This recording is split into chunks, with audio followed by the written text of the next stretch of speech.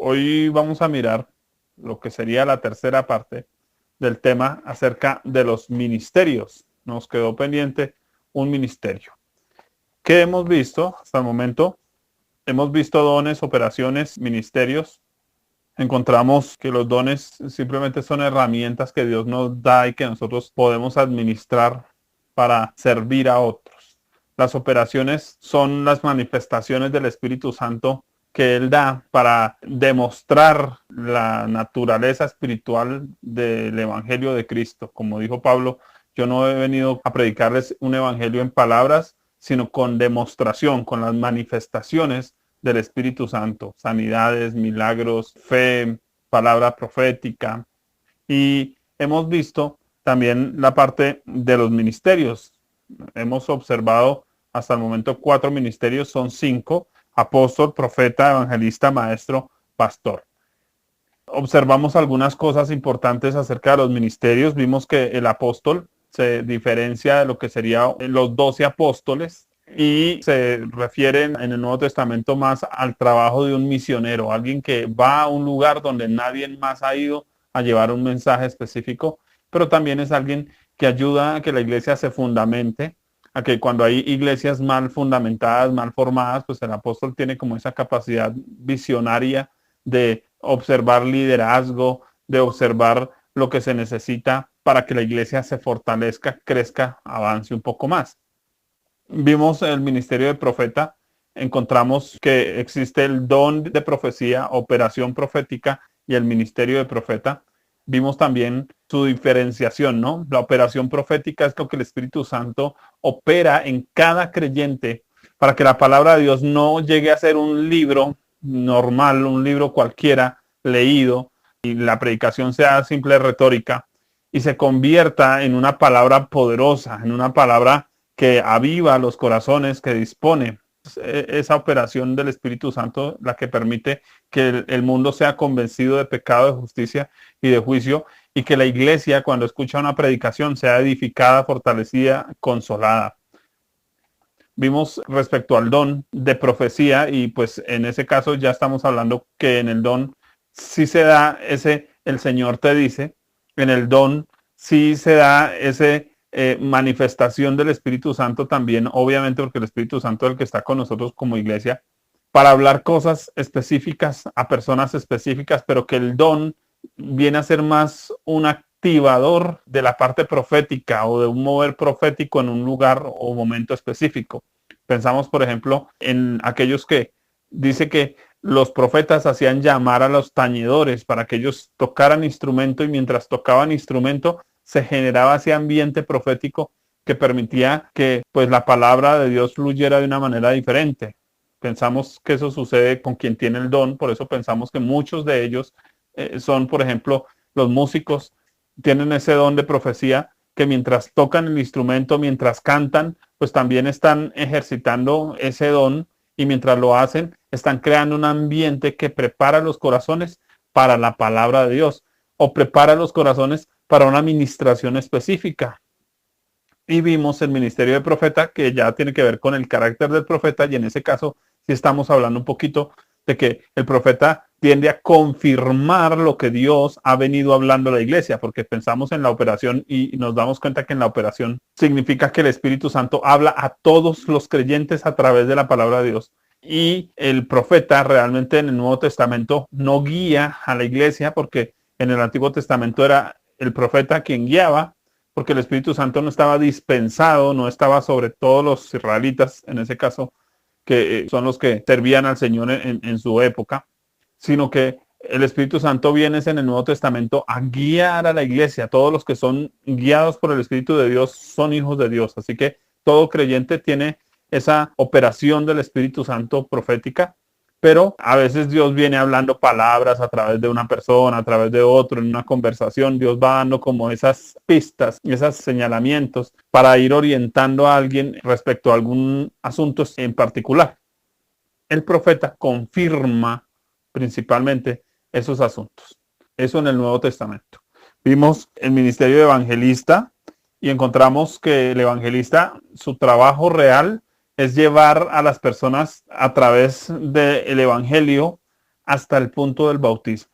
Que un evangelista que no ha llevado a las personas hasta el bautismo todavía no ha hecho bien su trabajo. El verdadero trabajo del evangelista es llevar a las personas a que se convenzan de que necesitan identificarse con Cristo, identificarse con el evangelio, hacerse discípulos, no simples simpatizantes, no simple prosélito, porque usamos el término prosélito cuando decimos que invitamos a gente a la iglesia en vez de estar invitando a las personas a Cristo.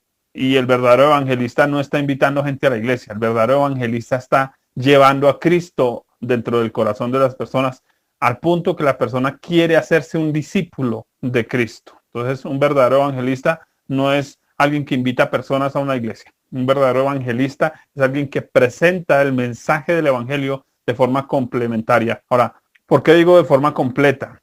Precisamente porque la Biblia no nos manda a evangelizar, la Biblia nos manda a predicar el evangelio. Cuando hablamos de predicar el evangelio, estamos hablando de presentar todo el plan de salvación desde la antigüedad hasta su cumplimiento, hasta el momento en que Cristo asciende a los cielos. Pensamos entonces que los métodos de evangelistas son aplaudibles y está perfecto que los utilicen, pero que lo importante es que el método no es el fin, sino que el fin es la conversión verdadera de las almas, y la conversión no se da por una oración de entrega que no aparece en la Biblia, sino que la conversión tiene que ver con la consistencia, con que la persona sea convencida plenamente de la obra de Cristo. ¿De qué convence el Espíritu Santo? De pecado, de justicia y de juicio. El verdadero evangelista tiene que presentar esas tres cosas: que la persona entienda su condición de pecado, su condición de justicia, o sea, que Dios ejecutó el juicio en la persona de Cristo, y de justicia porque el ser humano llega a ser justificado creyendo en la obra de Cristo.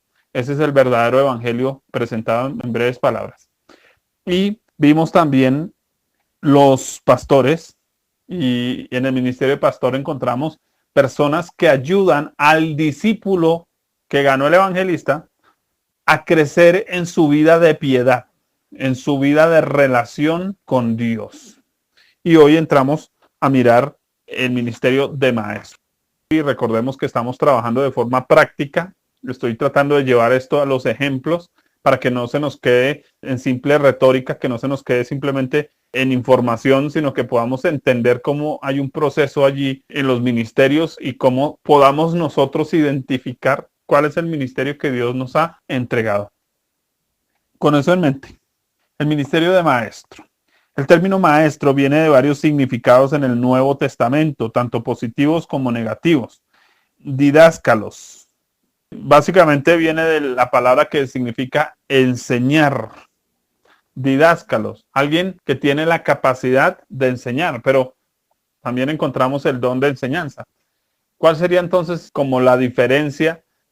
El don de enseñanza, hay una palabra que se utiliza, didasco, es enseñanza. Didáscalos es alguien que tiene la capacidad no solo de enseñar, sino de aprender. Entonces, cuando observamos qué es un maestro según la Biblia, no es solo alguien que tiene la capacidad de enseñar bien. Eso lo hace quien tiene el don de enseñanza, por ejemplo. Entonces, no necesariamente es un maestro. El maestro tiene la capacidad de captar verdades de la palabra de Dios que otros no captan. El maestro tiene la capacidad, antes de enseñar, de aprender de forma práctica, de forma didáctica. Quiere decir que el maestro tiene herramientas de aprendizaje propias, personales. Y eso ya lo distingue de quien tiene el simple don de enseñanza. Uso el término simple no de manera despectiva. Mateo 13:52. Quiero leer un texto ahí que me parece importante respecto al tema. Y les dijo: por esto todo escriba docto en el reino de los cielos es semejante a un padre de familia que saca de su tesoro cosas nuevas y cosas viejas. Yo creo que no hay una mejor descripción en toda la Biblia de lo que es un maestro que este solo versículo. Este solo versículo nos daría para una predicación completa acerca de lo que es el ministerio de maestro, pero quiero tratar de resumirlo para ustedes. Dijo, por eso todo escriba docto. Encontramos la primera palabra que tiene que ver con un maestro y es escriba. Cuando hablamos de un escriba, es alguien que tiene la capacidad de copiar. Eso eran los escribas, copistas. Pero pensamos en que eran copistas meticulosos, copistas exactos. Un verdadero maestro en el Nuevo Testamento es alguien que tiene la capacidad de copiar información, ya no de manera textual, digamos como lo hacían los escribas en la época de Jesús, sino la capacidad de grabar esa información en su cabeza lo más exacta posible, teniendo en cuenta puntos, comas. Eso nos dice algo clave sobre el maestro. El maestro es alguien que es muy meticuloso con las palabras, muy meticuloso con los puntos, las comas, las mayúsculas, las minúsculas, con las frases. Alguien que tiene la capacidad de ser cuidadoso con las palabras, cosa que de pronto los otros ministerios no tienen eso. El Señor dice, todo escriba y usa un término, docto.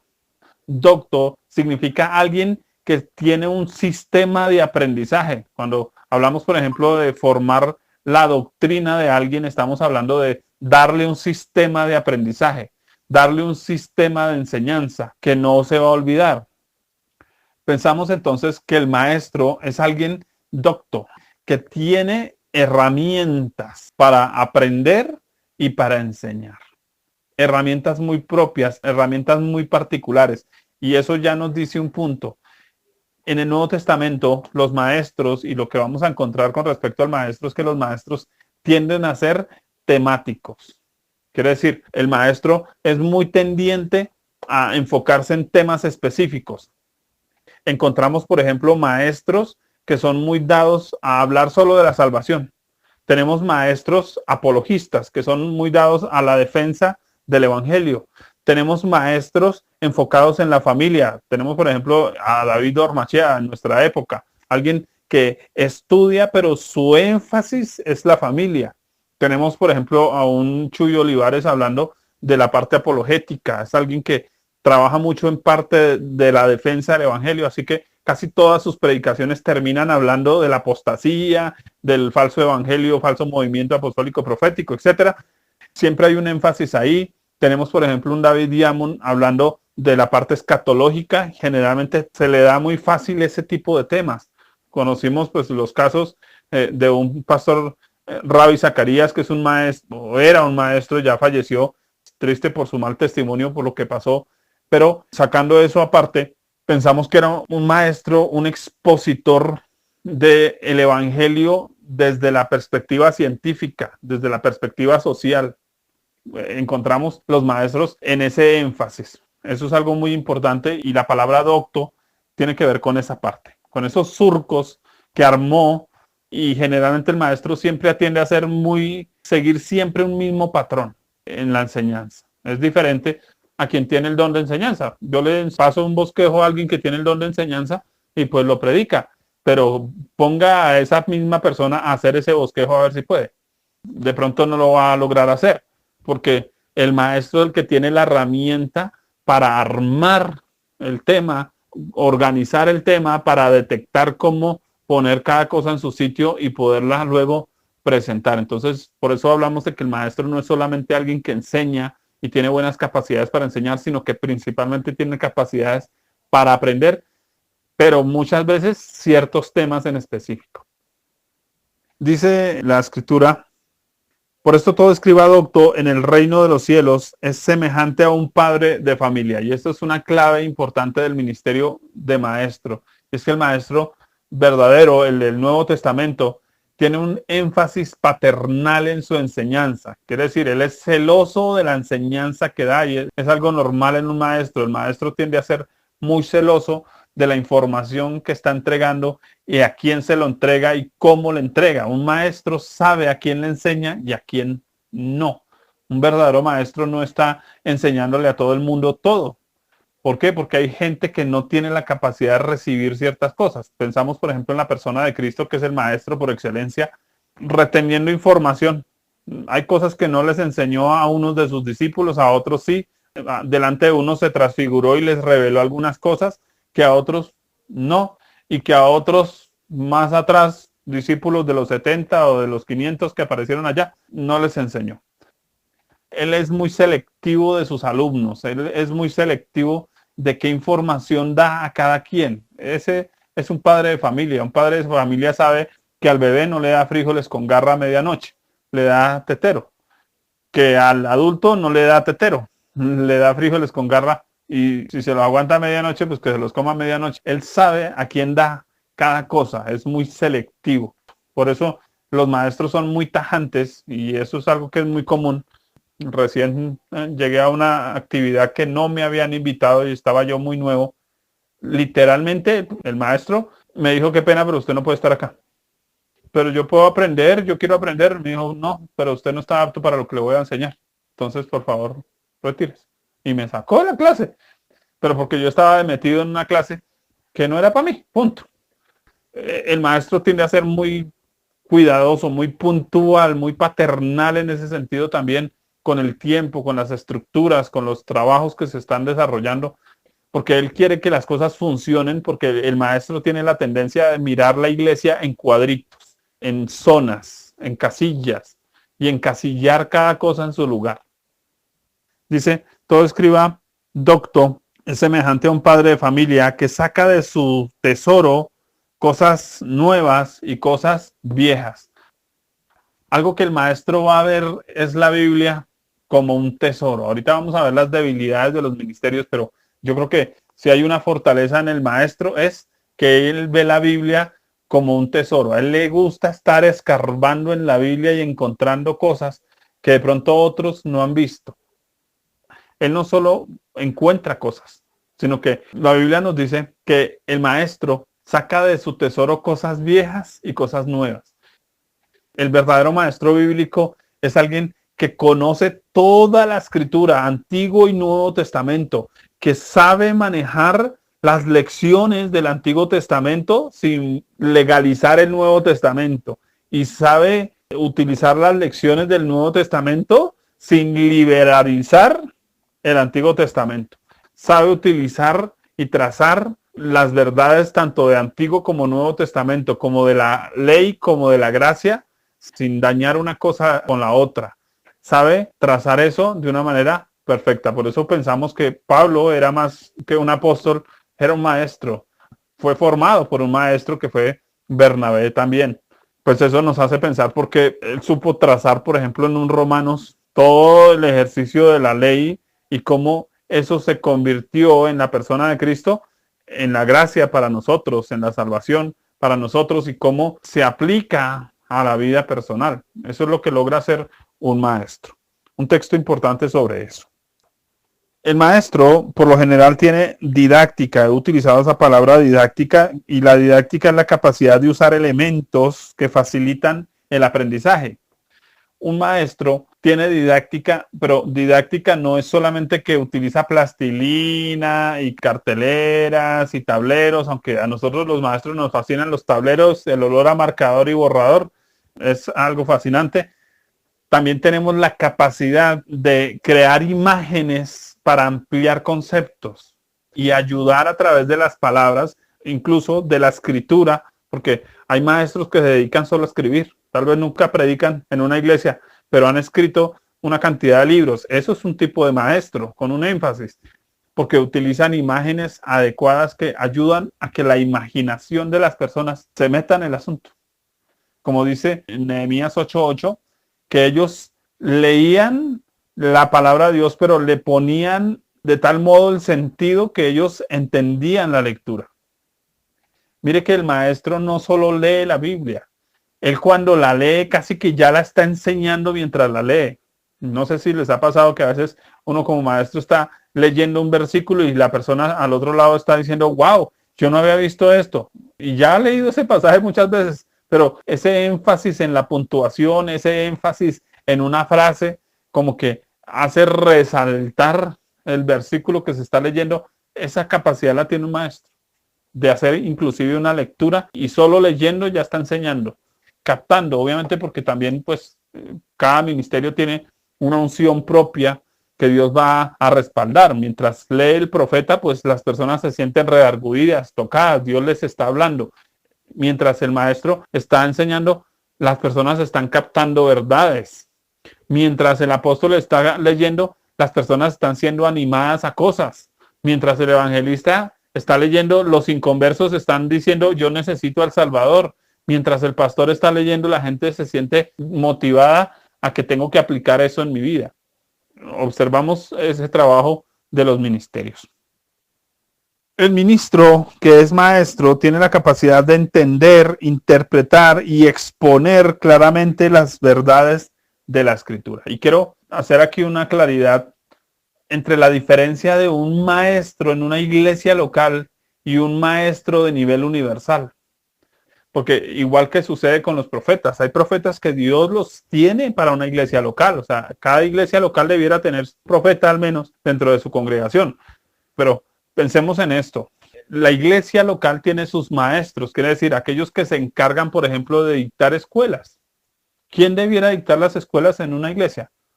¿El pastor? ¿El evangelista? No, porque muchas veces se van a comer muchas verdades de las escrituras por su tendencia hacia su propio ministerio. Mientras que los que tienen la capacidad, tanto el don de enseñar como el ministerio de maestros, van a hacer un mayor énfasis en muchos aspectos que van a ser de mayor claridad para la iglesia en particular. Ese es el maestro de la iglesia local, pero hay maestros que Dios ha tenido para la iglesia universal. ¿A qué me refiero la iglesia universal? Por ejemplo, tenemos un Charles Spurgeon, un hombre que sus enseñanzas, perdónenme, se escuchan casi en todas las iglesias. Es muy raro que exista en una iglesia donde no sepan quién fue un Charles Spurgeon. Por ejemplo, un Andrés Murray, que fue un maestro en una época de avivamiento. Y ese tipo de maestros que tienen un énfasis hacia la iglesia, con mayúscula, hacia la iglesia del Señor en general, que es lo que muchos de iglesias pequeñas les gusta. Ay, a mí me gusta escuchar a fulano de tal, porque son maestros que han llegado a un nivel más bien universal y que ayudan mucho a organizar muchos aspectos de la doctrina. Tenemos el ejemplo de un pastor Adrian Rogers, que aunque él era muy pastor porque estuvo 40 años en su congregación pastoreándola y no se movió de ahí un ápice a ningún lado, era un maestro en la exposición de la palabra y pastor. Yo creo que era más maestro que pastor y utilizó la plataforma de su congregación para enseñarnos a todos. Yo creo que no hay en una iglesia alguien que no conozca quién es un Adrian Rogers, un Charles Stanley, por ejemplo. Estoy nombrando simplemente para dar un énfasis y mirar quiénes son maestros a nivel universal, que hay lecciones que uno va a estar repitiendo esas frases de esos grandes hombres de Dios que han hablado la palabra de Dios con tanta claridad que esas frases, por ejemplo, de un Adrian Rogers, esas frases específicas que como que le amplían a uno un montón de cosas solo con una frase, porque eso es lo que logra ser un verdadero maestro, ser concreto en aspectos. Conocemos Esdras 7:10 al 12, vamos a buscarlo. Porque Esdras había preparado su corazón para inquirir la ley de Jehová y para cumplirla y para enseñar en Israel sus estatutos y decretos. Esta es la copia de la carta que dio el rey Artajerjes al sacerdote Esdras, escriba versado en los mandamientos de Jehová en sus estatutos a Israel. Artajerjes, rey de reyes, a Esdras, sacerdote y escriba, erudito en la ley del Dios del cielo, paz. Oiga, aquí nos da toda una descripción de lo que es un maestro. Mire las palabras que se utilizan. Esdras ha preparado su corazón para inquirir la ley de Jehová. Eso es un maestro, es alguien que está continuamente en preparación. Un maestro no es alguien que se rasca la barriga hasta las 11 de la mañana y se para a mirar un bosquejito a ver qué es lo que hay que enseñar. No, un maestro siempre está investigando. Yo les puedo decir por experiencia personal que esta es la hora que yo he dado esto yo no sé cuántas veces y esta es la hora que yo todavía le estoy haciendo rayones. Todavía estoy diciendo, venga, aquí cabe este versículo, este no, miremos esto. Porque aunque tengo un bosquejo que pudiera desempolvarlo y enseñarlo y tengo todas las capacidades para hacerlo, no lo hago porque como maestro siempre estoy pensando en eso fresco que Dios quiere dar en el momento específico. El maestro está siempre preparando su corazón para conocer más, porque cada vez que yo leo un versículo encuentro algo nuevo que no había visto y siempre estoy tratando de captar esas verdades, encontrar esos tesoros, esas perlas preciosas que Dios tiene en su palabra para nosotros. Nos dice que él no solo estaba preparado para inquirir en la palabra de Dios, sino para cumplirla. Un verdadero maestro no es simplemente alguien que enseña. Tiene que ser alguien que cumple la palabra de Dios.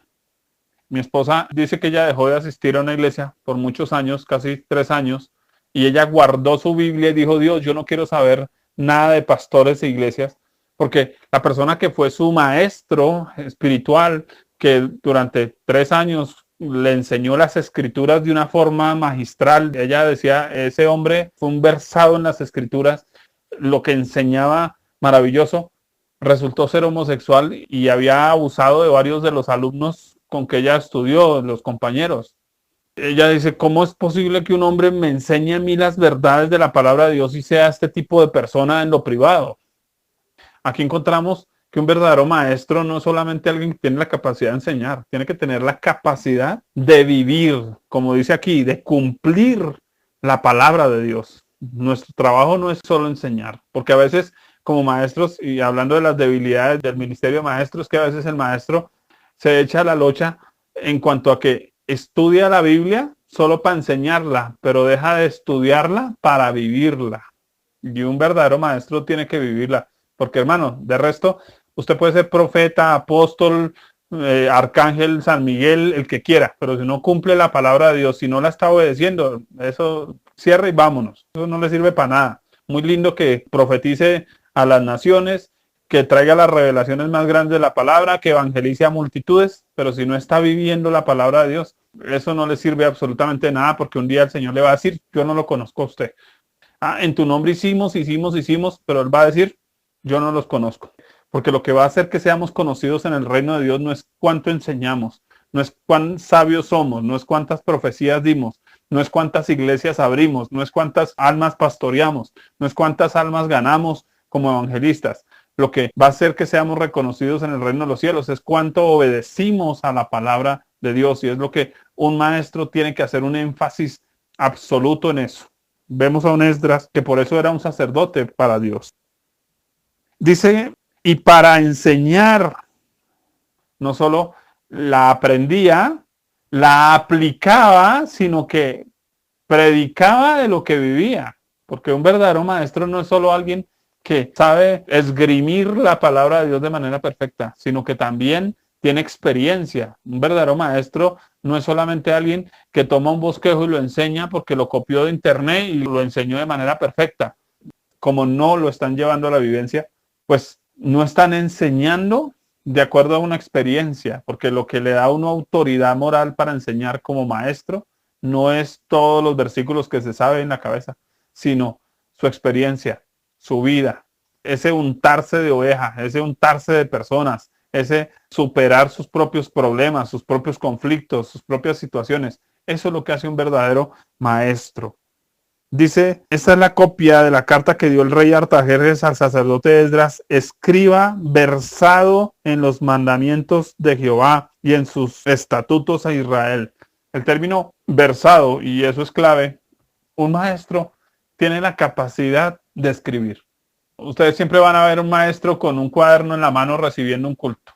Él no está igual que el resto rascándome la barriga ahí mientras el predicador predica. No, él está tomando apuntes. ¿Por qué? Porque es alguien que le gusta estar tomando frases, recopilando información y tratando de comprimirla y darla en pocas palabras. Es un ejercicio que un maestro comúnmente hace. Lograr dar grandes verdades en pocas palabras. Creo que el maestro por excelencia, que es Cristo, lo hizo. Tomó a sus enemigos y los desbarataba con una frase. Eso hace un verdadero maestro. Tiene la capacidad de comprimir información. Él puede predicar 2 y 3 horas, pero cada frase se vuelve un tesoro. Cada frase es tan importante que las personas logran captar esas verdades allí profundas. Dice Artajerjes, rey de reyes, a Esdras, sacerdote y escriba, erudito. Y entonces aquí ya usamos otro término con respecto al maestro. Ya no es solo versado, no solo es alguien que tiene la capacidad de exponer, sino erudito es que tiene la capacidad de recopilar información acertada. Así que un verdadero maestro está mirando acerca de la historia, está mirando la cultura, está mirando los textos, está mirando la semántica, ¿cierto? La interpretación de las palabras y su significado, su significancia. Un verdadero maestro trabaja en todas esas áreas. Él no solo está leyendo la Biblia y repitiendo lo que la Biblia dice. No, Juan 3:16 dice que Dios ama tanto al mundo y entonces pues Dios nos ama tanto que porque pues de tal manera Dios pues nos ama. No, él está diciendo, mire, amor en la Biblia nos habla de 4 tipos de amor, de la fe nos habla de 4 tipos de fe, la fe como creencia, la fe como doctrina, la fe como, bueno, y él conoce de muchas cosas. Es un investigador por excelencia, un erudito, le gusta leer. Yo no conozco un maestro que no le guste leer. Un verdadero maestro tiene libros, un verdadero maestro come libros. Pues yo nunca pensé que yo fuera a ser maestro porque fui el peor estudiante en mi infancia. Yo no hacía tareas, yo no leía, malo para las matemáticas, malo para sociales, malo para los dibujos, malo para educación física, malo para recreo porque me comía las 11 por el camino, malo para el estudio. Pero cuando llegó a Cristo, el Señor permitió que llegara un libro a mis manos y me pegué la engolosinada del siglo con un libro. Mis amigos que ya eran cristianos de tiempo tenían libros y me prestaban y me prestaban y me prestaban y me prestaban, pues al punto de ya leerme más o menos unos 6.000 libros. Hasta la hora que todavía pues conservo el hábito de leerme al menos un libro por mes. Un verdadero maestro es versado principalmente no en la literatura, es versado principalmente en la palabra de Dios. ¿Sí? Yo les he dicho a ustedes, una de mis metas principales es que cada año que empieza, al mes de febrero, yo ya tengo que haberme leído la Biblia. A veces soy desjuiciado, me da medio año y no he terminado, pero por lo general me leo la Biblia una vez al año como una lectura somera. Aparte de los estudios que estoy haciendo, aparte de que a veces me engolosino con versículos y los cuadro como si fueran bosquejos y los voy cacharreando en mi computador.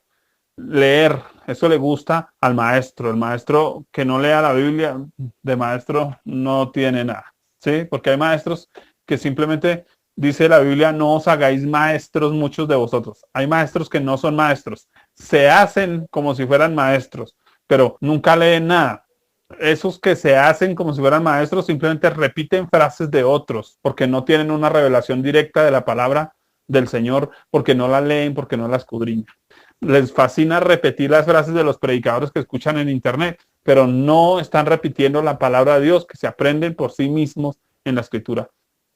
Yo me he puesto una tarea muy personal como maestro y es tratar de enseñar de cualquier texto de la escritura, de no volverme monotemático, de no estar simplemente hablando de un solo versículo, porque tristemente hay maestros que ya uno sabe, fulano de tal lo podemos invitar a predicar, porque ese siempre predica de sanidad interior, este siempre predica del Apocalipsis, este siempre predica de tal cosa, y se desperdicia un maestro de esa manera. Así que la idea es que el maestro sea alguien que tenga amplitud también respecto al ministerio. Ya leímos Nehemías 8:8 y leían el libro de la ley de Dios claramente, ponían el sentido de modo que entendieran. Un maestro es alguien que tiene la capacidad de ayudar a otros a entender. Y ahí aparece la didáctica ya no solo para aprender, sino la didáctica para enseñar. Un maestro tiene esa capacidad de dar información a otros de una forma clara, de una forma concisa. El maestro se capacita en su expresión, su vocalización, en sus palabras. Bueno, yo aquí todavía soy un maestro de la rusa, por eso soy tan chambón a veces, se me sale el palustre, como dice mi esposa, pero maestro.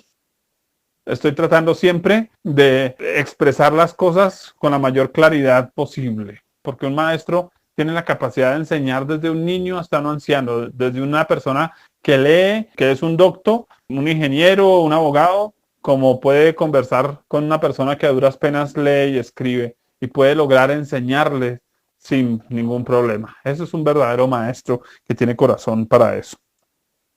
Las funciones propias de este ministerio están directamente relacionadas con el adoctrinamiento de la iglesia, Hechos 20:20 al 21. Y como nada que fuese útil, he rehuido anunciaros y enseñaros públicamente y por las casas, testificando a judíos y a gentiles acerca del arrepentimiento para con Dios y de la fe en nuestro Señor Jesucristo. Oiga, Pablo dice, no he rehuido a enseñaros nada que les sirva. O sea, Yo no voy a dejar de enseñarles cosas útiles. Entonces, un verdadero maestro no enseña cosas inútiles. Porque es que hay maestros de cosas inútiles, ¿no? Que enseñan unas vainas que uno dice, pero ¿y eso para qué? O sea, a mí para qué me sirve saber que las cerraduras de los caballos del Apocalipsis son de oro o son de plata. Eso no me aporta mi salvación, no me aporta la vida eterna, no me aporta mi santificación, porque el verdadero maestro tiene que estar enfocado en la vivencia del creyente, no simplemente en el conocimiento del creyente, sino en la vivencia del creyente. Pablo dice, no he reducido a enseñaros públicamente y por las casas, porque hay maestros que si no tienen multitudes no le enseñan a nadie. Entonces, de hecho, por lo general, uno de maestro, entre más poquita gente al frente, mejor, porque puede administrar la información de una mejor manera. El maestro se reconoce por su elocuencia. Hechos 18, 24 al 28. Llegó entonces a Éfeso un judío llamado Apolos, un maestro, natural de Alejandría, varón elocuente, poderoso en las escrituras. Mire la elocuencia, aquí nos está refiriendo a eso. Elocuente es que cuando empieza a hablar, capta la atención. Él sabe manejar los tonos de voz, él sabe manejar la mirada, él sabe manejar los movimientos, sabe hilar el tema de tal manera que no se pierda el hilo por ningún lado. Ese es un maestro. Dice, este había sido instruido en el camino del Señor y siendo de espíritu fervoroso, hablaba y enseñaba diligentemente lo concerniente al Señor, aunque solamente conocía el bautismo de Juan. Mire, que era un maestro que tal vez no tenía todavía la llenura del Espíritu Santo como el resto, pero era fervoroso, tenía ganas, y eso es algo que es muy común en el maestro. El maestro tiende a ser muy efusivo en su forma de enseñar, porque él quiere enfatizar verdades. Y era alguien diligente. Diligente no es rápido, diligente es objetivo. El verdadero maestro siempre es alguien que tiene la tendencia a una meta, a un objetivo. Mi objetivo es enseñarles esto. Mi esposa me puso la tarea, ella dijo, voy a tomar 40 días de oración en las mañanas, pero quiero que tú trabajes en qué vamos a hacer estos 40 días. A mí como maestro de una vez se me ocurrió que la gente se desarrolle en los dones, operaciones, ministerios. Objetivo del tiempo de oración en las mañanas, que la gente desarrolle dones, operaciones, ministerios. Y planteé todo un orden, cada palabra. Yo me tiré 2 días sentado haciendo esa hojita de oración de lo que se está haciendo durante estos días, buscando versículos perfectos, exactos al tema, para que cada frase dé a entender sobre qué vamos a estar orando durante esa hora. Es bien importante porque hay un objetivo. El objetivo es que se empezó en ceros, pero eso va en aumento, eso va creciendo. El objetivo es que cuando lleguemos al final de ese tiempo, todos estemos activos en los dones, operaciones, ministerios, que si hay nuevas lenguas, que si hay sanidades, todo esto esté funcionando. Entonces, para eso son esos tiempos de oración, porque hermanos, la iglesia no es solo de domingo. Como iglesia estamos llamados a servirle al Señor, como iglesia estamos llamados a poner nuestros dones al servicio del Señor, a funcionar para Dios, porque un día vamos a llegar allá y cómo nos vamos a presentar a Dios, con las manos vacías, porque si seguimos esperando y esperando y esperando, nunca nos vamos a entrenar. Uno se entrena en el campo de acción. Se diseñó ese tiempo y de hecho va a participar toda la iglesia y esperamos en Dios que Dios empiece a activar ministerios, que Dios empiece a activar dones, operaciones, que empiecen a ocurrir cosas sobrenaturales con cada uno de nosotros. El maestro cultiva la doctrina, 1 Corintios 3, 6. Dice, yo planté, Apolos regó, pero el crecimiento lo ha dado Dios. Observe lo que aquí Pablo dice, yo planté. O sea, yo puse el discípulo, pero ¿qué hizo Apolos? Regó al discípulo. Él hizo el trabajo de cuidado, de fundamentación, de consolidación de esa persona para el servicio. Y el maestro enfatiza y utiliza únicamente las escrituras como base de la fe cristiana, porque me parece triste que hoy hay denominaciones que tienen muchos maestros, pero ellos solo hablan de la doctrina de Westheimer, del calvinismo, de arminianismo, del luteranismo, de calvinismo, bueno, todo eso, pero ya no hablan de las escrituras. Están hablando de todo menos de las escrituras. Importante que el verdadero maestro enfatice su doctrina y su enseñanza en lo que la palabra de Dios nos dice. 1 Corintios 4, 6. Pero esto, hermanos, lo he presentado como ejemplo en mí y en Apolos por amor de vosotros, para que nosotros aprendieses a no pensar más de lo que está escrito. No sea que por causa de uno os envanezcáis unos contra otros. Oiga, ¿por qué la iglesia está envanecida una contra otra? Porque estamos pensando más allá de lo que está escrito. Ah, no, es que en mi denominación nosotros pensamos, es que Calvino decía, es que Arminio decía, es que Lutero decía, es que nosotros los X y Y denominación creemos es esto. Oiga, pensar más allá de lo que está escrito hace que nos envanezcamos unos contra otros. Un verdadero maestro en las escrituras no piensa más allá de lo que está escrito. Sí, muy lindo. Leemos a Calvino, leemos a Arminio, leemos a Lutero. Tengo los 21 libros de Flavio Josefo, maravillosos. Leerme a Juan Bullán, glorioso. Pero la palabra de Dios va primero. Por encima de todo ese conocimiento, la palabra de Dios va primero.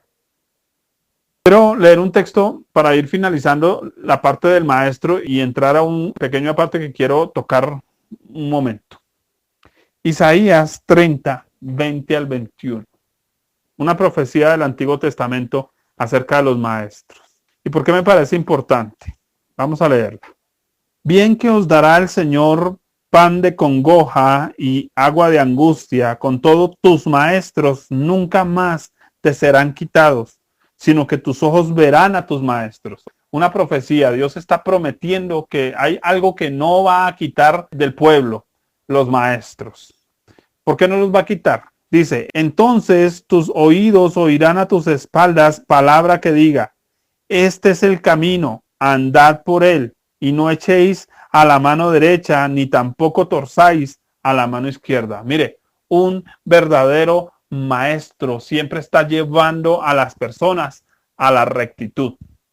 El trabajo del maestro es llevar a las personas a tener un sentido común, una rectitud. Dice, oiréis a tus oídos. Oiga, qué interesante, porque está diciendo que Dios va a permitir que las personas sí oigan a quienes. A veces no oyen a los profetas, a veces no oyen a su pastor, a veces no oyen al evangelista, a veces no oyen al apóstol. Pero al maestro dice que así sea a las espaldas, van a escuchar la voz del maestro. Y el maestro les va a decir, mire, por acá es el camino, señores, mire, aquí está bien trazado. Es un ministerio desde una perspectiva profética muy necesario en la iglesia. Ya sabemos que la Biblia nos dice que en el tiempo final habrían falsos apóstoles, falsos maestros, falsos profetas y malos pastores, malos obreros. Del evangelista sí no nos dice nada, pero eso no significa que quien haga bien su trabajo, pues vaya a ver cómo Dios permite que ese trabajo tenga un buen resultado para la iglesia del Señor. Termino con esta parte entonces.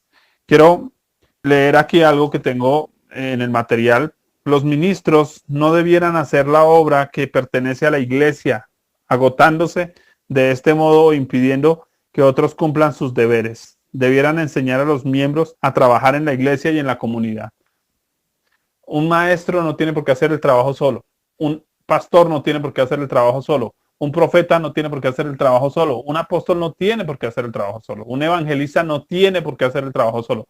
Debemos trabajar cada uno en su lugar, como lo hicieron en el tiempo de Nehemías. Cada uno frente a su puerta, cada uno trabajando lo que necesita, pero haciendo lo que corresponde. Yo les había prometido, mis amados, que les iba a hablar un poquito de las debilidades de cada ministerio. Quiero que presten atención a esto, por favor. ¿Por qué mirar un poquito las debilidades? Porque a veces nos confiamos en nuestros ministerios porque tenemos ciertas fortalezas y cuando uno se confía demasiado, dice la Biblia, el que cree estar firme, o sea, el que cree que, ay, a mí no me tumban de aquí fácil, cuide que no caiga. Hay ciertas debilidades que cada ministerio tiene. Voy a hablarlos en el orden que los tengo acá. El apóstol. La mayor debilidad del apóstol es su orgullo. Yo creo que por eso Pablo tuvo que vivir tantas cosas. Por eso el Señor cuando habla con Pablo le dice, Señor, le es necesario padecer por mi nombre, para que sepa, para que aprenda. Y por eso el Señor le dejó esa enfermedad que él rogó 3 veces que el Señor se la quitara. El Señor le dijo, no, bástate mi gracia. Y dice Pablo, para que no me exaltase sobremanera. O sea, una de las mayores tendencias del apostolado es al orgullo. Por eso hoy vemos esos falsos apóstoles que son la personificación del pavo real, casi que no caminan, flotan en el aire, porque la tendencia es que como yo tengo 400 iglesias, porque es que yo he abierto 20 iglesias en tal estado de Estados Unidos, porque es que me están llegando multitudes, la tendencia es al orgullo. De por sí, porque el término apóstol ya como que soy el apóstol, ¿sí? O sea, ya vende el solo término. No, yo soy el pastor. Ese sí ya suena como más humildito. Al apóstol se le tiende a subir a la cabeza el apostolado. Otra debilidad del apóstol, el afán. El afán por que la gente funcione. Y entonces a veces por el afán que la gente funcione, ponemos gente carnal a hacer cosas espirituales. Gente que a veces a duras penas ha nacido nuevo, pero ya es pastor, ya eres un ministro y vas a servirle al Señor y vas a lanzarte y vas a hacerlo por fe y yo te voy a sostener y todo y hasta lo sostienen. Pero ponen gente por el querer correr con las personas. Él tiene afán de abrir nuevas obras, de abrir nuevas iglesias, entonces a él no le importa quién ponga. Mandemos a esta parejita que tiene pinta y entonces mandamos la parejita y viven en problemas y a duras penas saben si son cristianos o no, pero ya son los pastores. Queman a mucha gente. Es una debilidad del apostolado. Del profeta. La debilidad del profeta. Dos debilidades. Una, la falta de Biblia. Como Dios me habla, ¿para qué leo la Biblia? Como a mí el Espíritu me habla y me revela las cosas, pues ¿para qué la Biblia? Eso, ¿para qué leer tanto la Biblia? Que el Espíritu me dé. Y entonces, ¿sabe qué pasa? Empiezan a hablar cosas fuera de la Biblia, extrabíblicas. Otra debilidad tiene que ver con el énfasis en lo sensacional, porque como es uno de los ministerios más atractivos en la iglesia, uy, mire, cuando yo fui al culto, el profeta me dijo mi número de cédula. Y entonces como me dijo el número de cédula, pues entonces quedó impresionadísimo porque le dijeron el número. No, pues perdóneme, el adivino también hace la misma vaina, hombre. Y hasta de pronto le sale más barato que la ofrenda. De pronto le cobran menos. ¿Cuál es el problema? Que una de las debilidades del profeta es moverse por sus emociones. Porque como él ve que la gente reacciona a lo que él diga y cuando usted dice soy profeta, ya la gente se predispone con usted a que, ay, ¿y usted tiene algo que decirme a mí? ¿Usted tiene una palabra para mí? Eso hace que el profeta tienda muchas veces a manipular la palabra de Dios, a manipular a las personas con sus profecías. Y muchas veces Dios respalda las profecías porque para eso le dio el don, para eso le dio la capacidad. Y a veces da las profecías y son muy certeras, pero las está dando en sus fuerzas. Quiere decir, está dando la palabra de Dios antes de tiempo a personas que no están preparadas todavía. Puede que esa palabra sea para esa persona. O puede que simplemente Dios le esté mostrando algo, pero usted quédese callado, que si Dios no le ha mandado a hablar, usted no habla. ¿Cuántas cosas el Señor se cayó? ¿Cuántas cosas los profetas del Antiguo Testamento seguramente callaron? Porque el Señor le dijo, usted, ¿no le dijo Dios eso a Daniel? A ver, escriba la visión y guárdela para que nadie la lea todavía.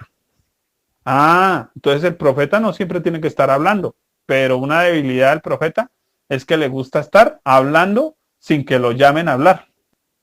Aunque puede estar hablando cosas de Dios muy tremendas, pues tiene un peligro ahí. Debilidad del evangelista. La debilidad del evangelista es unirse tanto a veces al mundo que parece mundano. Les decía yo la vez pasada, los evangelistas, esos sí salen y marchan. Y allá están con sus carteleras. Ese es su terreno. Pero están tan enfocados a veces en el problema social porque a ellos les interesa lo que tiene que ver con las personas.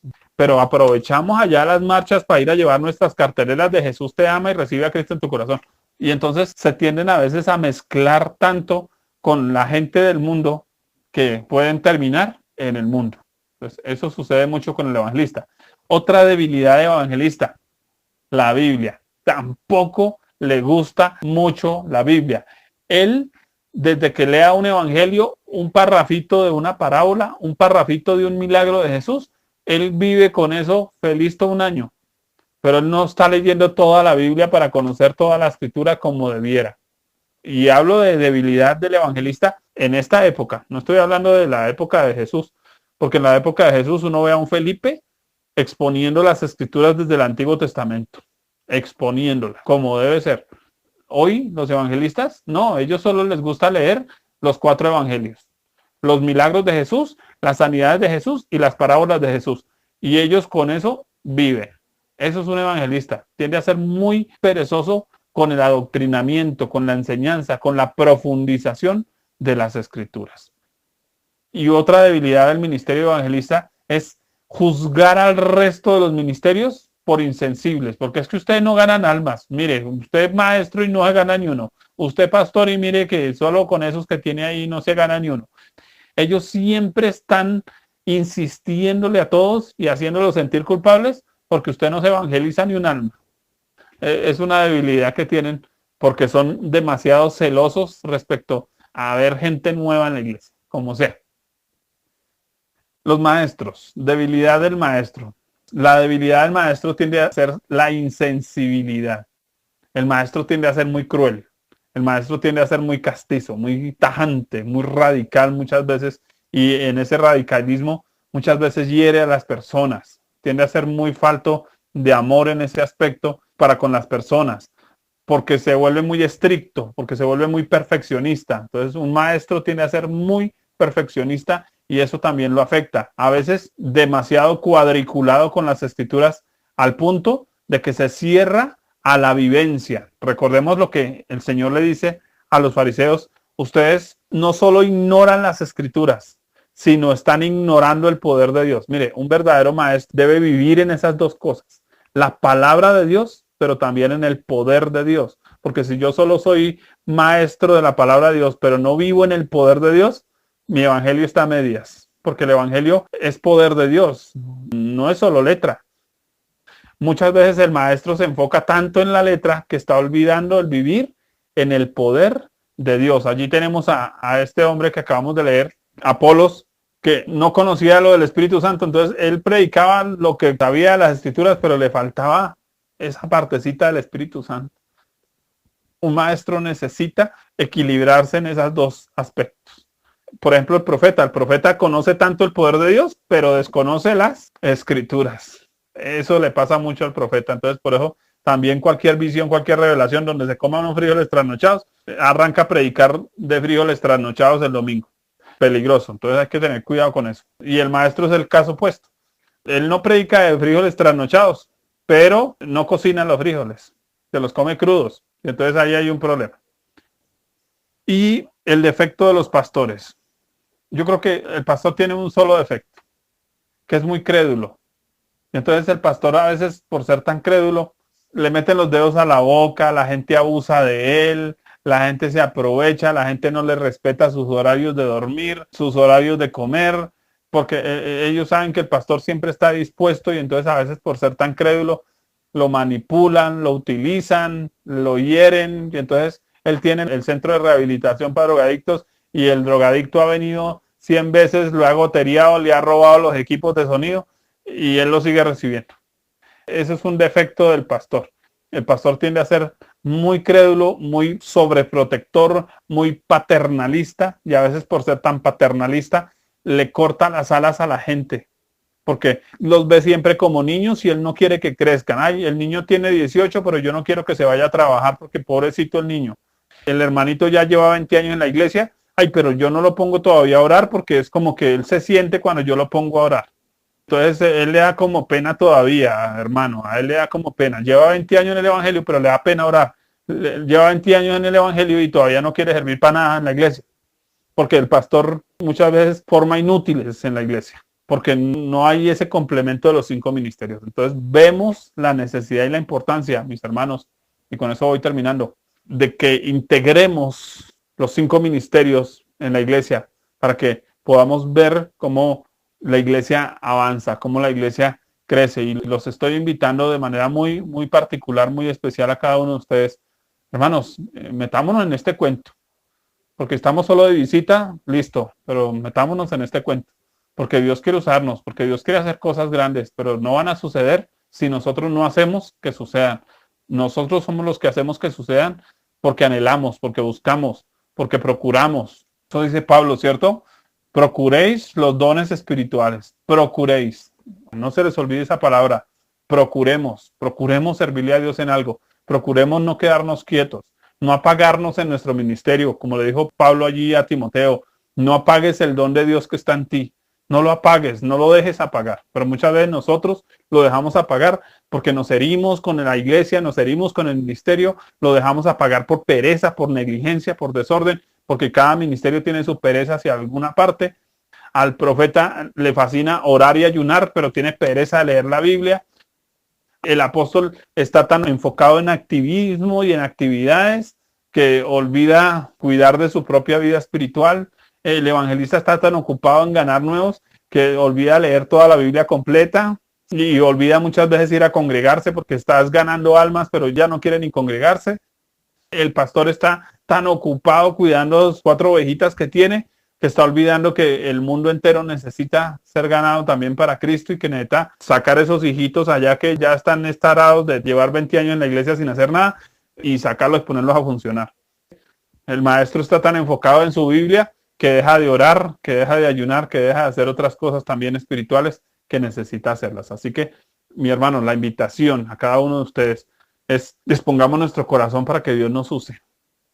Vamos a estar hablando, Dios mediante, en 8 días acerca del llamado.